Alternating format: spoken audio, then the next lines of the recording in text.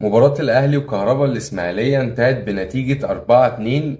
بس أنا مش مبسوط لسبب إن المباراة دي كانت ممكن تروح منك في 10 دقايق بالظبط، من الدقيقة 57 للدقيقة 68. بس مباراة حلوة جدا للأهلي، بس لازم تفهم ما تستهترش بأي فرقة قدامك بعد كده في الدوري. عايز أقول لك إنهم لعبوا أفضل من الزمالك قدام الأهلي كأداء. فعلا الفرقة دي عملت مباراة كويسة، خاصة إن أول مباراة ليها قدام الأهلي وبتسجل هدفين.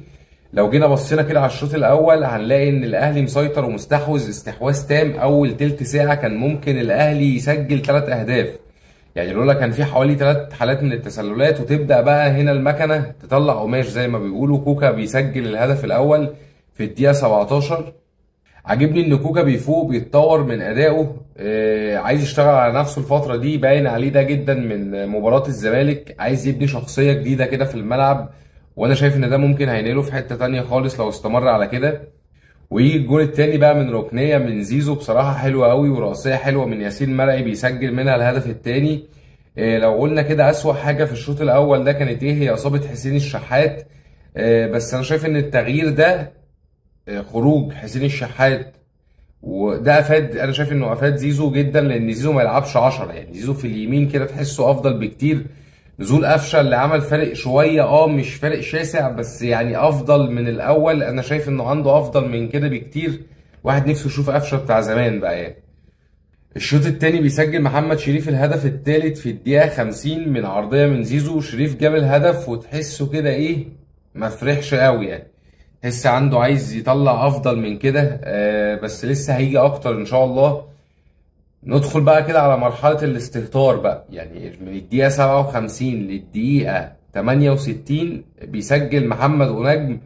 بس عايز افهم حاجة، يعني انت بجد ليه اوفر كده في احتفالك او بالهدف يعني؟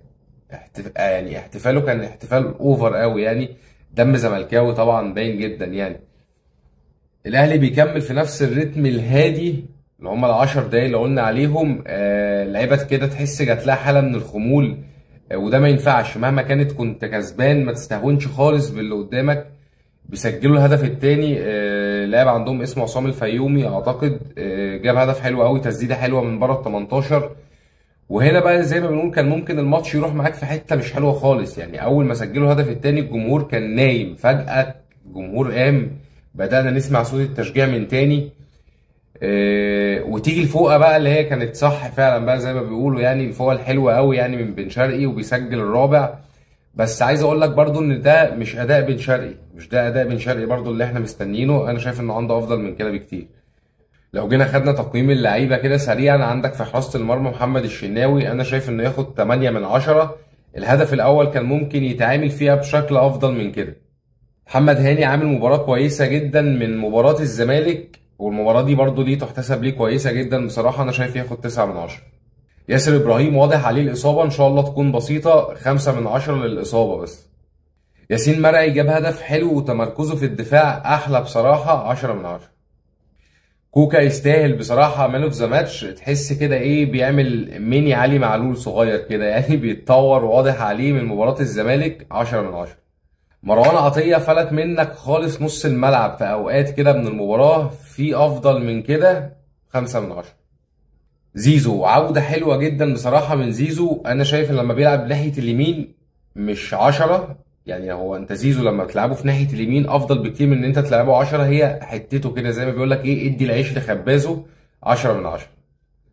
بن رمضان أنا شايف إن ده مش بن رمضان اللي اشتريناه وبتاع كأس العالم، عندك أفضل من كده، 3 من 10. حسين الشحات انا شايف ان وجوده فارق كتير جدا من بدايه المباراه رغم الاصابه. ان شاء الله تكون حاجه خفيفه، بس عمل مباراه حلوه قوي لحد وقت خروجه، 10 من 10. بن شرقي انا شايف بن شرقي 8 من 10 عشان الفاول. هو حطها حلوه قوي، وكان ممكن المباراه تروح معاك للتعادل، بس هو حط تركيزه كله في الكره دي. لكن الاداء برضو انا شايف ان في افضل من كده بكتير يعني. محمد شريف مش عايز اظلمه، لان اللعب ما كانش من نص الملعب، اللعب كان اكتر من على الاطراف، وسجل هدف حلو، 8 من 10.